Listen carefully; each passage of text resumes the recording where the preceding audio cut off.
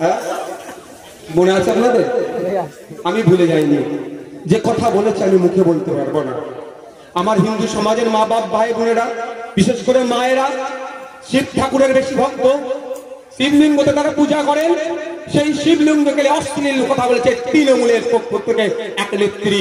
যদি তৃণমূল এই বিষয়টা চুপ থাকে তাহলে আমাদের পুরো ধরে নিতে হবে হয়তো তৃণমূল, সমগ্র তৃণমূল ওনার বক্তব্যকে সমর্থন করে। বুঝতে পারছেন না?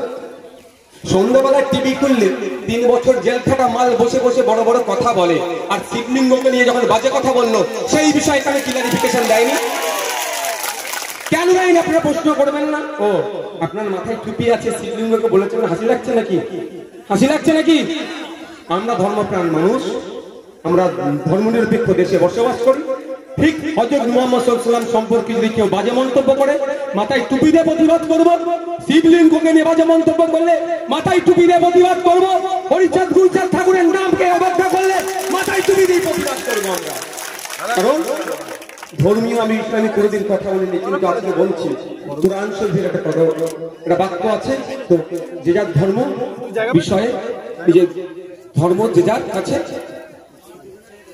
ধর্মের বিষয়ে বাড়াবাড়ির কথাও কঠিনভাবে নিষেধ করা আছে। তো আমি ধর্মীয় বিষয় কিন্তু কোনোদিন স্টেজ থেকে বলিনি, প্রসঙ্গ আসছে বলে বলছি। তো আপনারা যারা ধর্মপ্রাণ মুসলিম আছেন তাদেরও নৈতিক কর্তব্য হচ্ছে নুপুর শর্মার যেমন বিরোধিতা করা, ঠিক সায়নী ঘোষেরও তেমনই বিরোধিতা করা।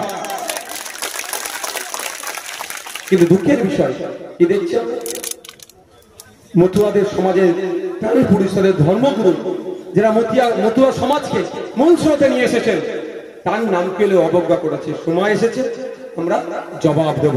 তাই এইখানে এসেছি।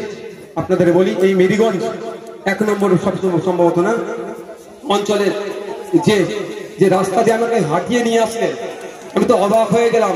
আমি তো পড়ে যাচ্ছিলাম ভাই।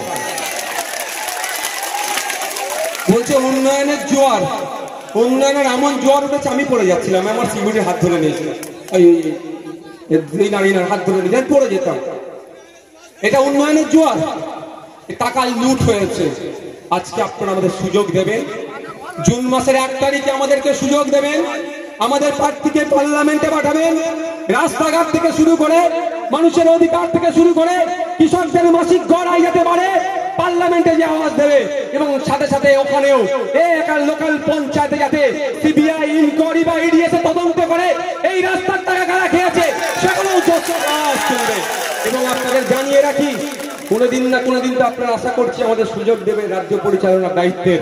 আপনাদের বলে রাখি, ইনকোয়ারি হবে, কমিশন গঠন হবে, এই টোটাল যে টাকা এসেছে কোথায় গেছে চেক হবে।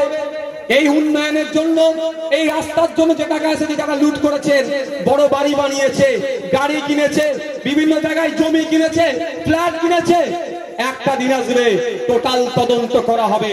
সেই তদন্ত করে অনৈতিকভাবে যারা এই উন্নয়নের বাড়ি আছে সেই বাড়িটা ভাগ করে সেই বাড়ি নিলামে তুলবো, জমিনে নিলামে তুলবো, সেখানে বিক্রি করে ওই টাকাটা কোষাগার দিয়ে তার জনগণের জন্য আবার ব্যয় যাতে হয়, জনগণের সাথে খরচে তার ব্যবস্থা করবে।